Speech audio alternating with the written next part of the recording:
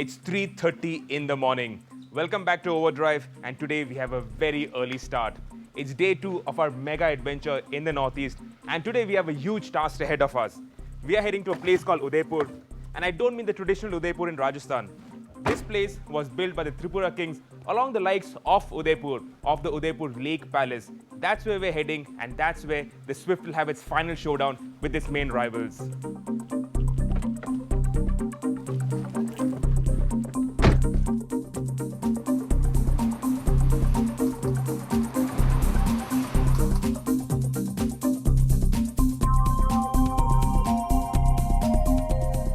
Why were we leaving at that god-awful hour?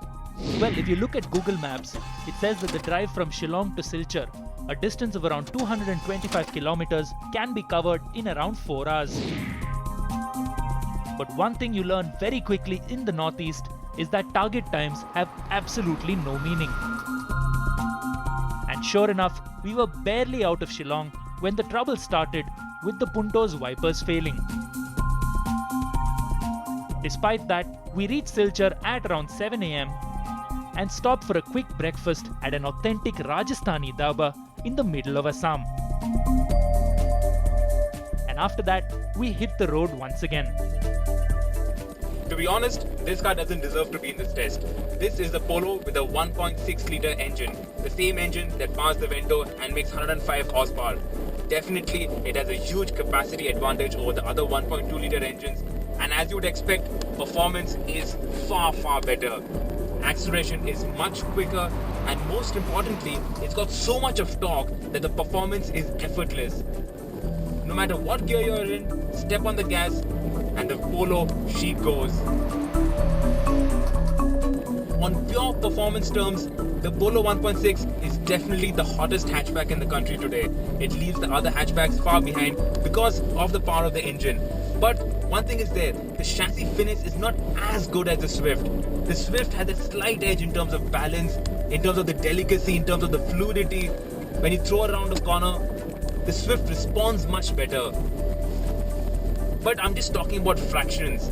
There are two other niggles with this car. The brake pedal feel is spongy, it doesn't have that precise feel, and the clutch pedal travel is too long, and it takes some time to get used to.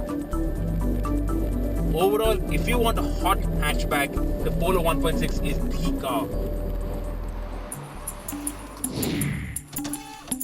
The second leg of our drive for the day spanned 360 kilometers from Silchar to Udaipur in South Tripura. It promised to be a very scenic drive too. But thanks to the state of the roads, none of us had any time to take in the sights.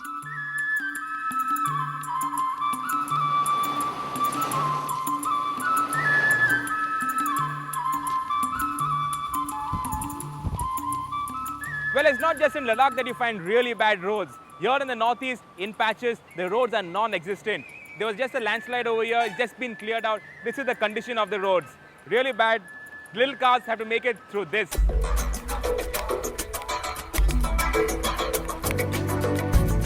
We have encountered bad, even non-existent roads before in Ladakh, but at least there, you can see roadworks happening at full blast, trying to make things better.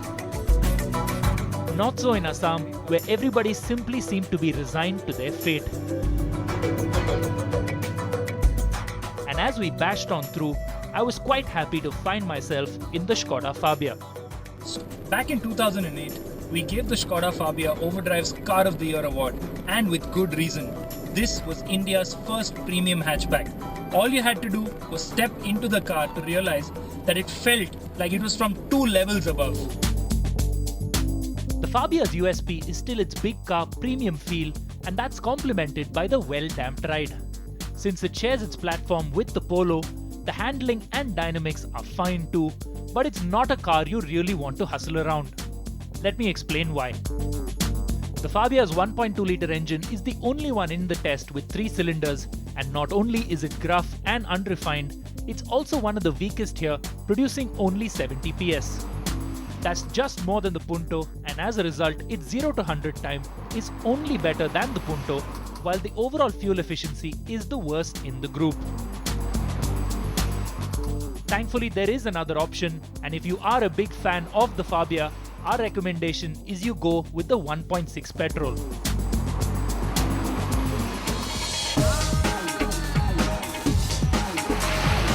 This leg of our trip took us to within touching distance of the border with Bangladesh.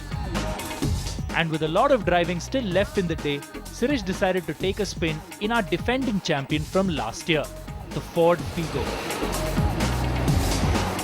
It is a sign of the times that manufacturers are spending a lot of time focusing on the dynamics of their cars. They want their cars to ride and handle well, and that bodes well for enthusiasts like you and me. The Figo, for instance, Ford has specifically engineered this car to ride and handle well, and that makes for a really nice car to drive. A good car to throw around, good grip, good balance on the chassis, good steering. In fact, everything is good, except this engine doesn't have enough power to stretch the limits of the chassis. If it had a wee bit more power, this would have been so much more fun to drive, and it would have run the Swift much closer than it does today. One of the really good things about the Figo is its value for money proposition. But the downside to that is that the cabin doesn't feel as premium or as posh as some of the other cars. Now this is not the top end version, this is the middle version. It gets all black interiors, the plastics, they feel hard to touch, they look shiny. The cabin feels built to a price. Also, the interior space is not as much again as the other cars. The backseat is a bit cramped, especially when you compare it to something like the Etios Liva or even the Swift.